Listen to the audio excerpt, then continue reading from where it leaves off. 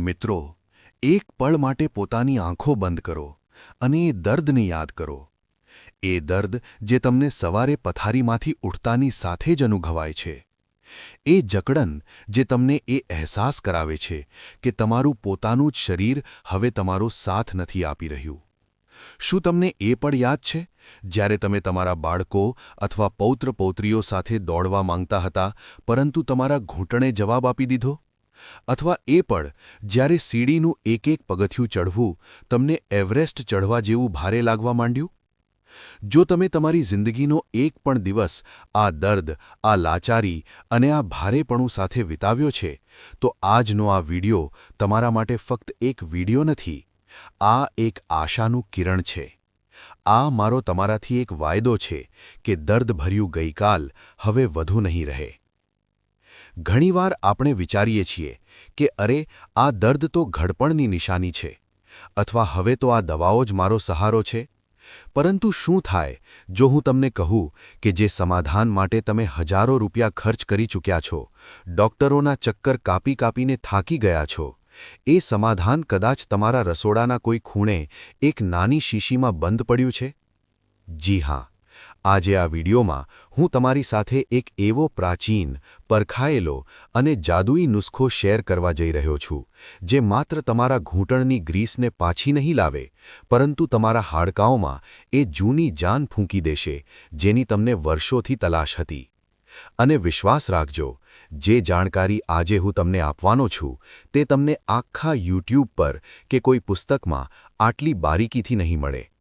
તેથી એક વચન આજે તમારે તમારી જાત સાથે કરવું પડશે કે તમે આ વિડિયોની એક પણ સેકન્ડ, જી હા, એક પણ સેકન્ડ મિસ નહીં કરો. કારણ કે બની શકે છે કે જે એક નાની વાત તમે સ્કીપ કરી દો, એ જ તમારી વર્ષો જૂની તકલીફની અસલી ચાવી હોય. મિત્રો, નુસ્ખા પર આવતા પહેલાં આપણને એ સમજવું ખૂબ જરૂરી છે કે આખરે આપણા શરીર સાથે આ ખેલ રમે છે કોણ? કેમ 30-40 વર્ષની ઉંમર વટાવતા જ આપણા સાંધા અવાજ કરવા લાગે છે? કેમ કટકટ અવાજ આવે છે? જુઓ, આપણું શરીર એક મશીન જેવું છે. જેમ દરવાજાના મિજાગરામાં જો તેલ ખતમ થઈ જાય તો તે કાટ ખાઈ જાય છે અને અવાજ કરવા લાગે છે. ઠીક તેવી જ રીતે આપણા ઘૂંટણ, કોણી અને દરેક સાંધાની વચ્ચે એક ખૂબ જ ખાસ પ્રકારનું લિક્વિડ હોય છે. સરળ ભાષામાં આને આપણે ગ્રીસ કહીએ છીએ, પરંતુ મેડિકલ ભાષામાં આને કાર્ટિલેજ કહેવામાં આવે છે. આ કુશનની જેમ કામ કરે છે, જેથી બે હાડકાં પરસ્પર અથડાય નહીં. પરંતુ અહીં એક ખૂબ મોટી ખામી છે. જેમ જેમ આપણી ઉંમર વધે છે અથવા આપણી ખાવા-પીવાની ખોટી આદતો વધે છે, આપણા શરીરમાં વાત દોષ વધવા લાગે છે. આયુર્વેદ અનુસાર વાતનો અર્થ છે હવા અને સૂકાપણું. જ્યારે શરીરમાં સૂકાપણું વધે છે તો તે હાડકાં વચ્ચેની એ ભેજને, એ ચિકાશને શોષી લે છે. પરિણામ એ આવે છે કે હાડકાં નગ્ન થઈ જાય છે અને એકબીજા સાથે ઘસાવા લાગે છે. અને એ જ ઘસારો એ ભયંકર દર્દ પેદા કરે છે, જે તમારી રાતોની ઊંઘ હરામ કરી દે છે. હવે તમે શું કરો છો? તમે દર્દ નિવારક ગોળીઓ ખાઓ છો. એ ગોળીઓ શું કરે છે? તે ફક્ત તમારા મગજને એ જણાવે છે કે દર્દ નથી થઈ રહ્યું, પરંતુ અસલિયતમાં અંદરને અંદર એ બીમારી વધુ ઊંડી થતી જાય છે. એ ગોળી એ ગ્રીસને પાછી નથી બનાવી રહી, તે ફક્ત તમને સુવડાવી રહી છે. પરંતુ આજે જે રીત હું તમને બતાવીશ તે કોઈ પેઇન કિલર નથી, તે પેઇન હીલર છે. તે મૂળ પર કામ કરશે. તે સુકાઈ ગયેલા કાર્ટિલેજને ફરીથી પોષણ આપશે. એ વાતને શરીરમાંથી બહાર ખેંચશે અને તમારા સાંધાઓને ફરીથી માખણ જેવા મુલાયમ બનાવી દેશે. તો ચાલો હવે રહસ્ય પરથી પડદો ઉઠાવીએ. આ જાદુઈ તેલ બનાવવા માટે તમારે હિમાલય પર જવાની જરૂર નથી. ના જ તમારે હજારો રૂપિયાની જડીબુટ્ટીઓ ખરીદવાની છે. તમારે ફક્ત 2 વસ્તુઓની જરૂર છે. 2 એવી વસ્તુઓ જે ઈશ્વરે આપણને વરદાન રૂપે આપી છે. પહેલી વસ્તુ, જે તેલોનો રાજા છે, તે છે તલનું તેલ. ઊભા રહો. અહીં એક ખૂબ મોટી ભૂલ લોકો કરે છે. તેઓ સરસવનું તેલ લઈ લે છે અથવા નાળિયેરનું તેલ લઈ લે છે. નહીં મિત્રો, આયુર્વેદના પ્રાચીન ગ્રંથો સાફ કહે છે કે વાતને ખતમ કરવાની સૌથી વધુ તાકાત જો દુનિયાના કોઈ તેલમાં હોય તો તે ફક્ત ને ફક્ત તલનું તેલ છે. આ તેલ ગરમ પ્રકૃતિનું હોય છે અને તેની સૌથી મોટી ખૂબી એ છે કે તે ત્વચાના ખૂબ ઊંડા સ્તર સુધી જવાની ક્ષમતા રાખે છે. તે હાડકાની અંદર ઘૂસીને તેમને પોષણ આપે છે. તો યાદ રાખો, આપણને ફક્ત તલનું તેલ જોઈએ. બીજી વસ્તુ છે એક સફેદ જાદુઈ ક્રિસ્ટલ, કપૂર. પરંતુ અહીં પણ ધ્યાન આપો, હું એ કપૂરની વાત નથી કરી રહ્યો જે સિન્થેટિક છે અથવા મિલાવટી છે. આપણને જોઈએ અસલી ભીમસેની કપૂર અથવા સારી ક્વોલિટીનું પૂજાવાળું કપૂર. કપૂર ફક્ત સુગંધ માટે નથી હોતું. આ એક નેચરલ એનેસ્થીસિયા છે. તે દર્દને ખેંચવાની ચુંબકીય તાકાત ધરાવે છે.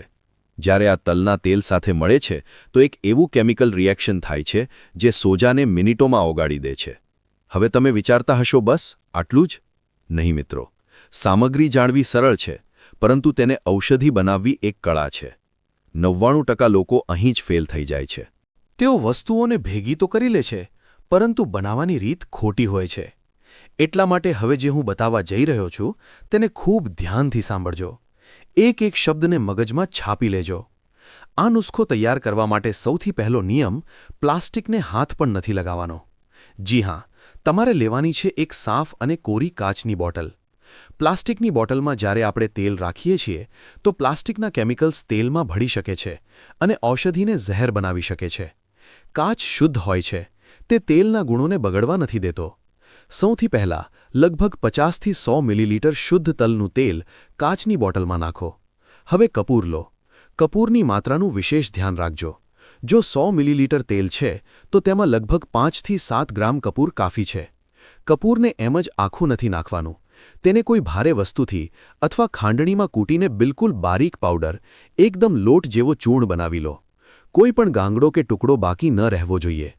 આ ચૂર્ણને તેલમાં નાખો અને ઢાંકણ બંધ કરીને બોટલને બરાબર હલાવો. તમે જોશો કે કપૂર ધીમે ધીમે તેલમાં ઓગળી રહ્યું છે. હવે આવે છે સૌથી મહત્વનું સ્ટેપ, જેને આપણે કહીએ છીએ સૂર્ય ચિકિત્સા. અહીં જ ઘણા લોકો ભૂલ કરે છે. આ તેલને સીધું ગેસ પર ગરમ નથી કરવાનું. અગ્નિ પર પકવવાથી તેના અડધા પોષક તત્વો બળી જાય છે. તમારે આ બંધ બોટલને દિવસના તેજ તડકામાં ઓછામાં ઓછા 2 થી 3 કલાક માટે રાખી દેવાની છે. કેમ?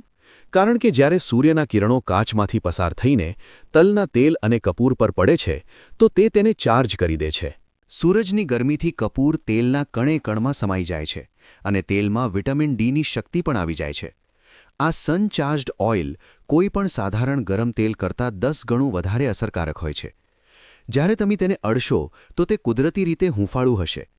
આ જ એ જાદુઈ તાપમાન છે જે તમારા હાડકાને જોઈએ છે. તેલ તો બની ગયું, પરંતુ જો તેને લગાવવાની રીત ખોટી હોય તો તેનો પૂરો ફાયદો નહીં મળે. તેને લગાવવાનો સૌથી ઉત્તમ સમય છે સવારે નાહ્યા પછી અથવા રાત્રે સૂતા પહેલાં. રાતનો સમય સૌથી બેસ્ટ છે, કારણ કે ત્યારે તમારા શરીરને 6 થી 8 કલાકનો આરામ મળે છે અને તેલને પોતાનું કામ કરવાનો પૂરો મોકો મળે છે. પોતાની હથેળી પર થોડું તેલ લો, તેને બંને હાથથી ઘસીને થોડું ગરમ કરો. હવે જ્યાં પણ દર્દ છે, ઘૂંટણ, કમર, ખભા, ત્યાં હળવા હાથે લગાવો. ચેતવણી: ક્યારેય પણ બહુ જોરથી ઘસીને માલિશ નથી કરવાની. યાદ રાખો, અંદર કાર્ટિલેજ ઘસાયેલું છે. જોર લગાવવાથી દર્દ વધી શકે છે. તમારે ગોળ ગોળ ફેરવીને પ્રેમથી માલિશ કરવાની છે. ઘૂંટણ માટે ઘડિયાળની દિશામાં 5 મિનિટ અને ઘડિયાળની વિરુદ્ધ દિશામાં 5 મિનિટ. આ માલિશ ત્યાં સુધી કરો જ્યાં સુધી ત્વચા પૂરેપૂરું તેલ શોષી ન લે અને ઉપરની સ્કિન કોરી અનુભવવા ન લાગે. એનો અર્થ છે કે તેલ હાડકાં સુધી પહોંચી ચૂક્યું છે. માલિશ પછી એ ભાગને હવામાં ખુલ્લો ન છોડો. તેને કોઈ ગરમ કપડાં અથવા જૂની શાલથી ઢાંકી દો. ગરમાવો આ તેલની અસરને 2 ગણી કરી દે છે. મિત્રો, એક કડવી સચ્ચાઈ જણાવું. તમે દુનિયાનું સૌથી મોંઘું તેલ લગાવી લો, પરંતુ જો તમે અંદરથી ઝેર ખાઈ રહ્યા છો તો દર્દ ક્યારેય નહીં જાય. એ ઝેર શું છે? તે છે વાતવર્ધક ભોજન. જો તમે આ નુસ્ખાને અજમાવવાનું શરૂ કરી રહ્યા છો તો આજથી જ આ 3 વસ્તુઓને તમારા સાંજના ડાયટમાંથી બહાર ફેંકી દો. પહેલું, ખાટી વસ્તુઓ. દહીં, છાશ, અથાણું અથવા ખાટા ફળો સૂર્યાસ્ત પછી બિલકુલ નહીં. આ સાંધાઓમાં સોજાને દારૂ ગોળાની જેમ ભડકાવે છે. બીજું, વાયુ કરે તેવી વસ્તુઓ. રાજમા, અડદની દાળ, કોબીજ અને રીંગણ. આ પેટમાં ગેસ અને શરીરમાં વાયુ વધારે છે, જેનાથી દર્દ 100% વધે છે. અને ત્રીજું, ઠંડુ પાણી.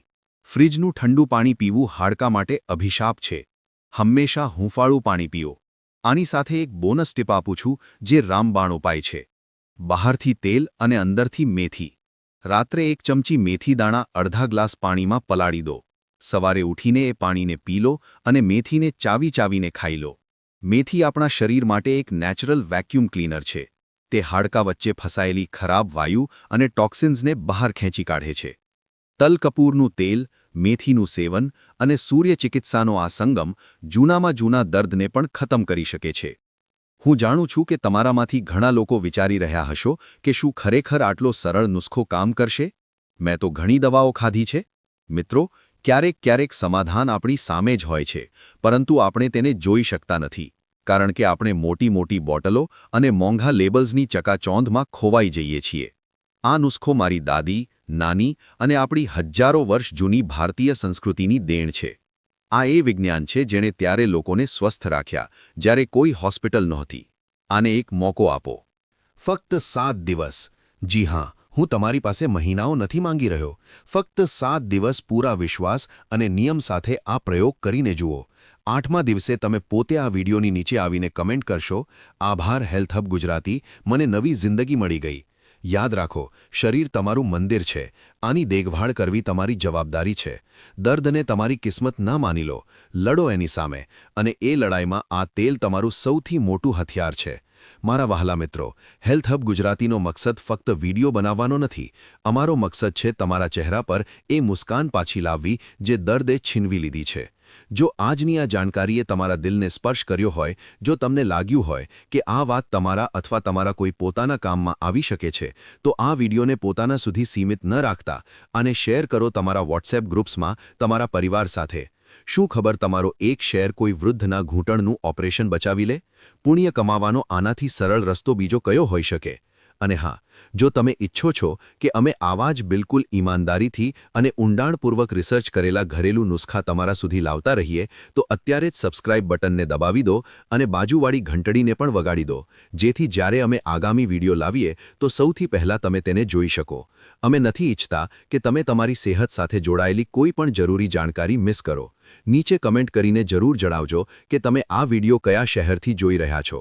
અમને જાણીને ખૂબ ખુશી થાય છે કે અમારો પરિવાર ક્યાં સુધી ફેલાયેલો છે. જલ્દી મળીએ એક વધુ શ્રેષ્ઠ અને જીવન બદલી નાખનારા વિડીયો સાથે. ત્યાં સુધી પોતાનું ધ્યાન રાખો, સ્વસ્થ રહો, મસ્ત રહો. ધન્યવાદ.